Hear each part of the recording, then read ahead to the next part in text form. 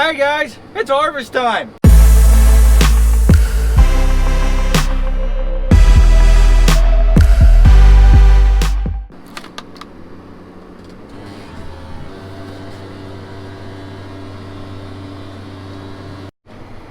Well, welcome back to the channel. So we are in harvest mode. Dad and my Uncle Craig took some acres off here the other day. We are picking this corn to go to our own bin site. We are having to dry it down a little, but we usually do that every year. Some years are different than others, but we usually end up drying some down just to kind of get harvest rolling so it doesn't push out real long. It seems like we always get some harvest wind or something, and we don't want corn to always blow over, so we take the chance and we dry down the corn just a little bit in our own bins until our stuff that goes to town is ready, and then we go to that, and then later on come back to this at the end of harvest and finish it off. I don't know, gives us a start. We're done with beans. I never gotten involved with the beans at all. I was so busy with the hay, hauling hay, filling contracts type stuff, that I never had a chance to help out with that. So here I am, harvest 2020 is underway. We got the flag out. I don't know if you can see it.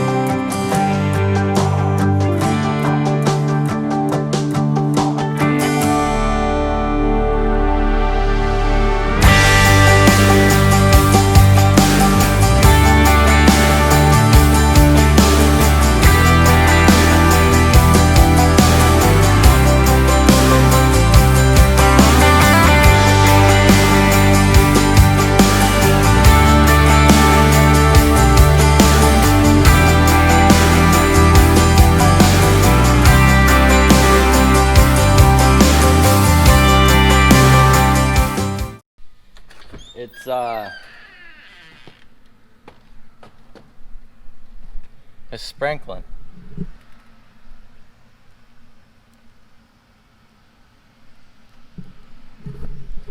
So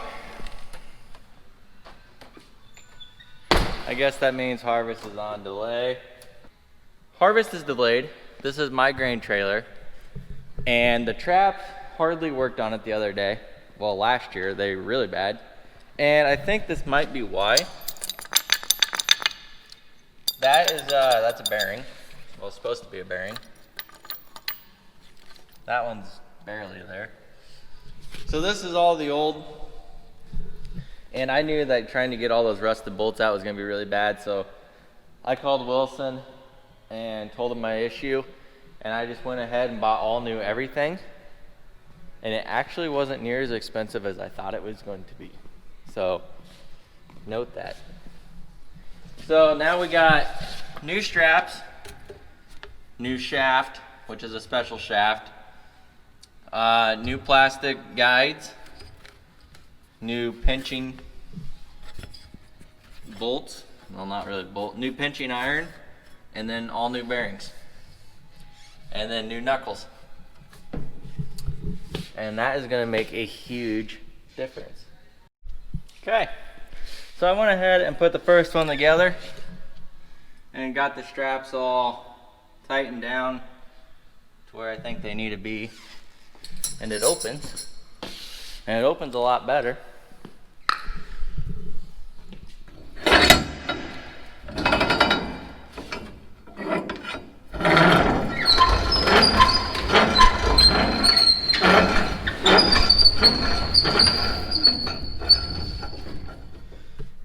But it's a little squealy.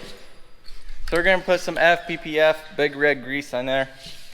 And this is basically just a spray grease.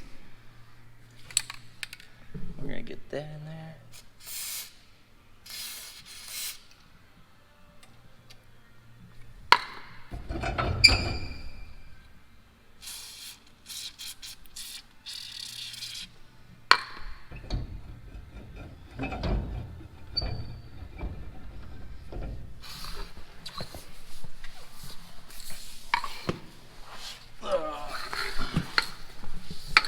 So these are the rollers. We're gonna lube them up just to be sure.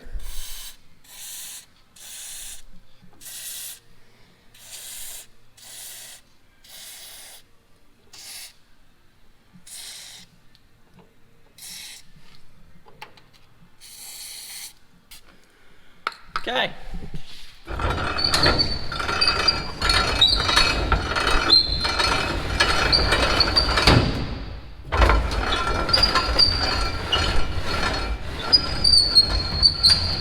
Morning. It's the next morning. We really didn't get much for rain.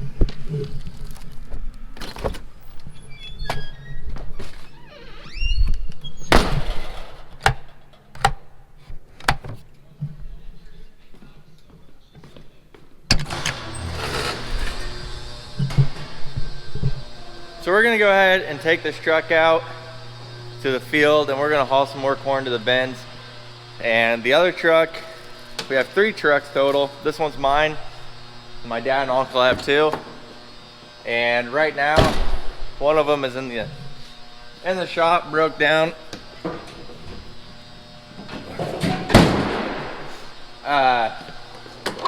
It was having a cooling problem, so it kept overheating and it needed some radiator work.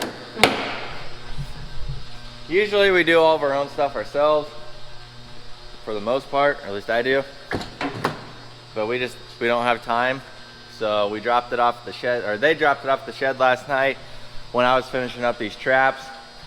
Now we're gonna take this out and just make sure that these traps do work before we get to the elevator and realize that they don't work. This truck's got a priming problem, and it starts up every time and then it dies, and then you gotta cycle it 3 times to get the prime back up.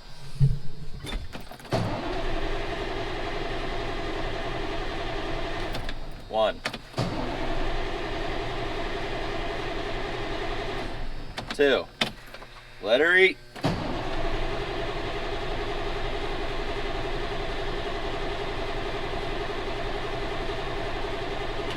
3, we'll try again.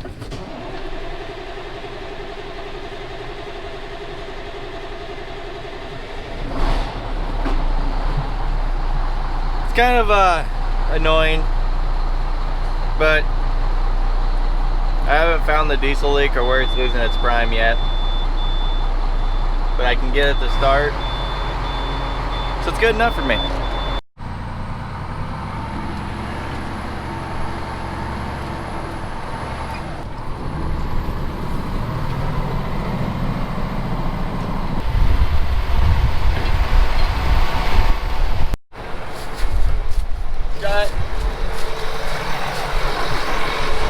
Got to make sure my traps are shut.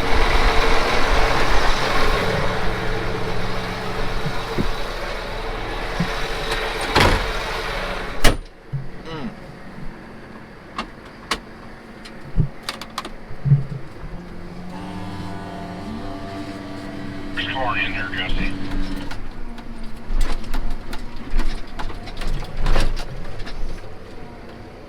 Apparently there's corn in my grain cart.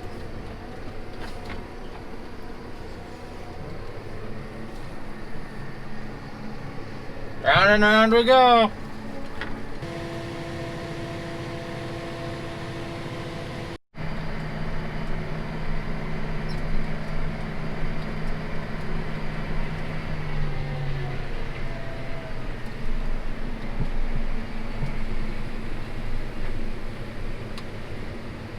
If you were wondering, this is the new grain cart, new to us grain cart that we got.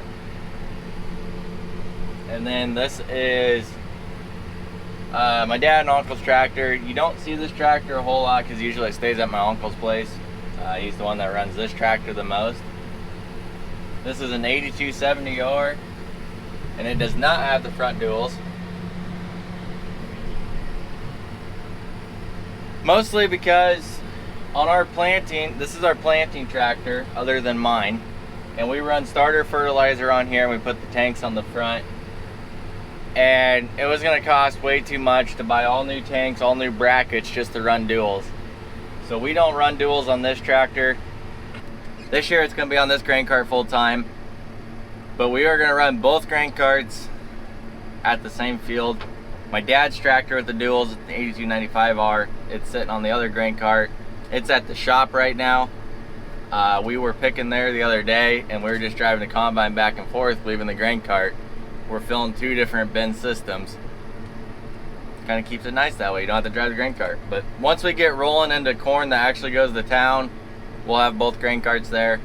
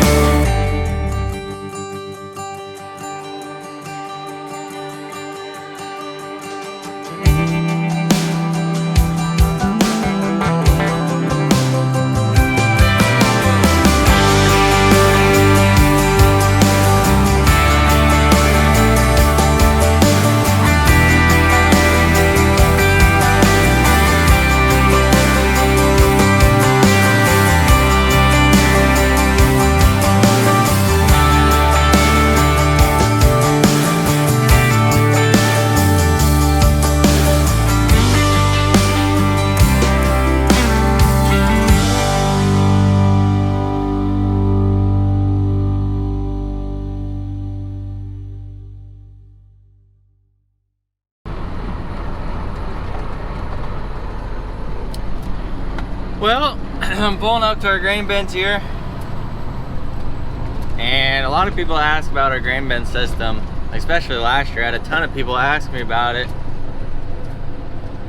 We don't have much for grain bins. We don't have a lot because it's expensive.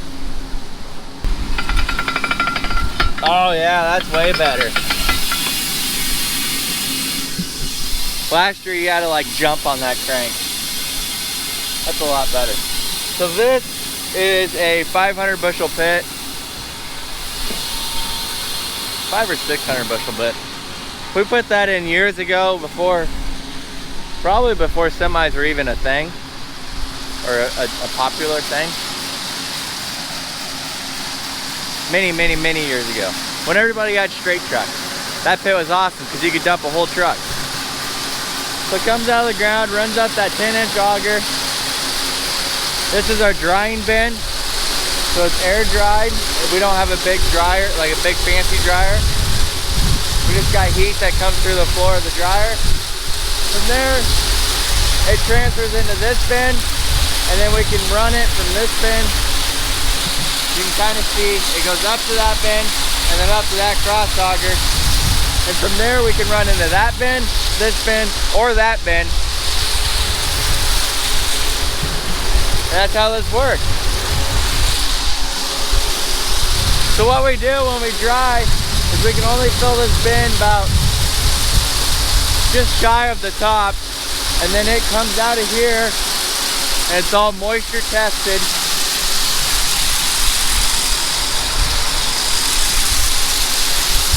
When it's dry enough, it'll turn the cross auger on and auger it out. That's why we can only do so much at a time. Now you know.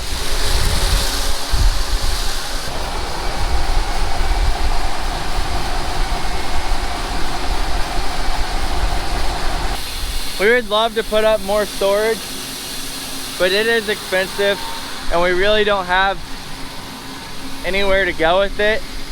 We have basically from this tree line here to just the other side of that bend to that side for this spot.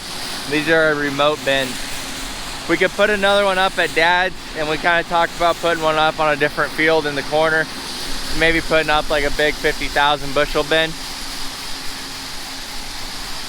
But again, we'll see. But this does work. We could add one more right there.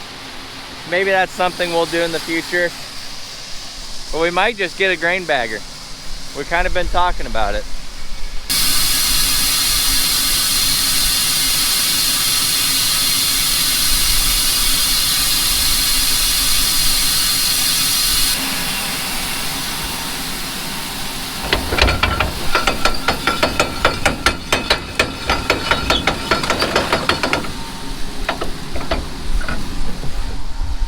Man, that is 100 times better. That is exciting. Well, back at the shop, and just like that, we're done for the year. Harvest 2020 is a wrap. One could wish. We are done for the day. Well, for now, we're gonna go drive around, check around, but it seems like everything's gonna be too wet. So we'll probably just wait till later today, go pick a couple more loads, and then wait, and then pick a couple more loads. But sometimes that's all you can do. So thanks for watching this video, and as we get busier and busier into harvest, we'll do more and more videos. So be sure and hit that subscribe button if you haven't already. We'll see you on the next one.